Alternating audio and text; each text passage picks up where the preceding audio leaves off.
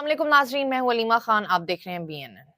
नाजरीन, इंटरव्यूज आजकल बहुत ज्यादा हो रहे हैं। हर कोई जो है वो पॉडकास्ट इंटरव्यूज के लेने चक्रों में है और मैं तो ऐसे नाम है जिनको मैं नहीं जानती, जो कि इतने बड़े नाम नहीं है लेकिन वो फिर भी बड़ी बड़ी शख्सियत के जो है पॉडकास्ट इंटरव्यूज कर रहे हैं।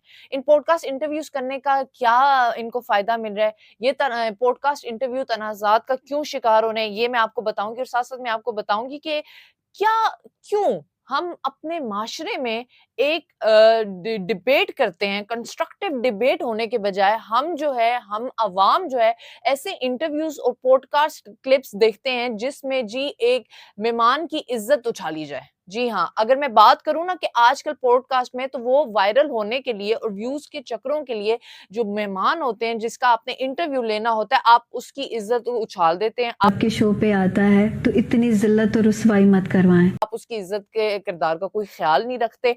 और ये जो पॉडकास्ट में जो मकसद है, संजीदा मुकालमा है, ये जी गैर जरूरी बातों की तरफ जा रहा है, ये गैर जरूरी गुफ्तगू की तरफ जा रहा है। किसी के घर के जो मामलात है, I'm done with this marriage. Sorry? I'm done with this marriage. तनाज़ात है, ससुराल वालों के साथ जो मामले हैं, उन पर कंटेंट बनाया जा रहा है जो कि बिल्कुल एक गैर इखलाकी है।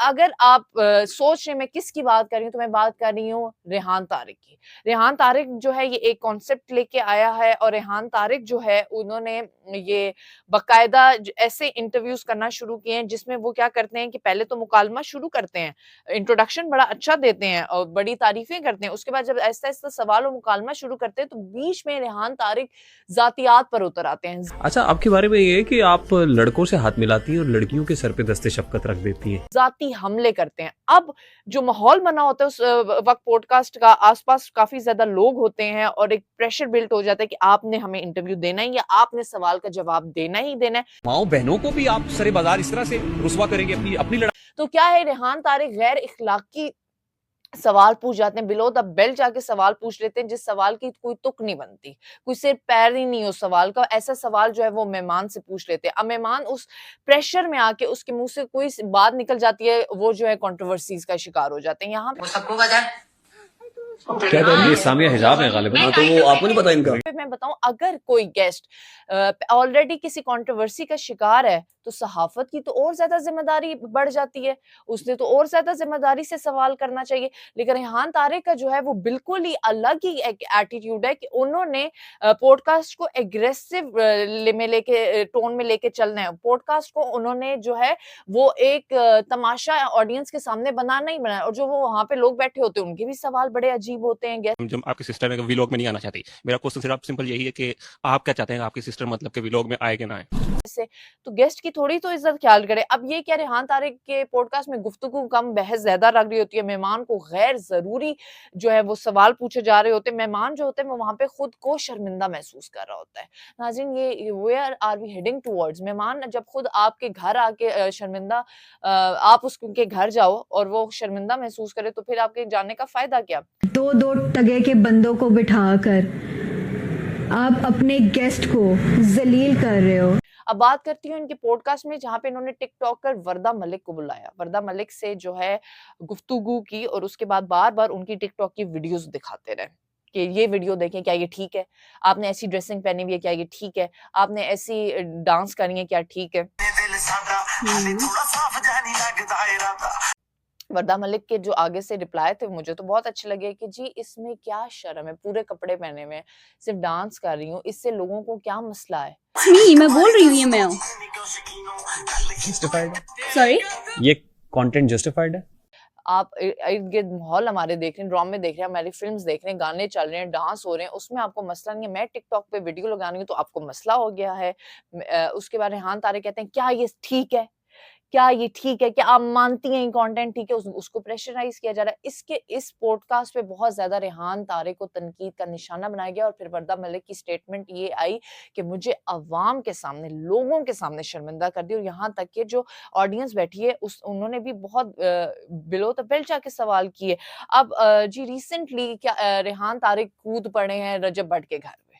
रजब भट्ट के घर के मामलात को उन्होंने अपने पॉडकास्ट के ज़रिए टेलीकास्ट किया है और इतना काफी है। आपको क्या लग रहा है, मुझे ये सुन के खुशी हो रही है? नहीं नहीं, सबसे पहले तो रजब भट्ट के साले ऑन शेख का इंटरव्यू किया। ऑन शेख बड़ा रिजर्व्ड रहा है, उसने इतनी बातें जो है पॉडकास्ट पे नहीं की जितनी वो बातें वीडियोस पे करता है, शॉर्ट वीडियोस पे करता है और वो वायरल होती हैं। वो बड़ा रिजर्व्ड रहा और वो चाह रहा था चीजें ठीक होना, लेकिन रेहान तारिक उसको प्रेशराइज कर ही रहा था कि इनका घर टूटे ही टूटे या ये ऐसी सिमत चले कि ऑडियंस जो है मेरे कोई ऐसे क्लिप्स वायरल हों जो इनके घर के बारे में, इनके ससुराल के जो झगड़े आपस में चल रहे हैं वो देखे ही देखे सुने। Relax, comfortable sir. हम आपको जानना चाहते हैं, वजह शोहरत है, वो आपकी बहन है। उस वक्त फिर एकदम एक क्या शॉट आई कि रेहान तारिक ने फौरन रजब भट्ट का इंटरव्यू कर लिया। ऑन शेख के बाद ऑब्वियसली रजब भट्ट एग्रेसिव था, उसने जवाब तो देने थे। तो जब 2 साल की कोशिश के बाद रजब भट्ट ने रेहान तारिक को अपने शो पे बुला के जब इंटरव्यू दिया तो रजब भट्ट ने कहा I am done with this marriage. उसके I'm done with this marriage. Sorry, I'm done with this marriage.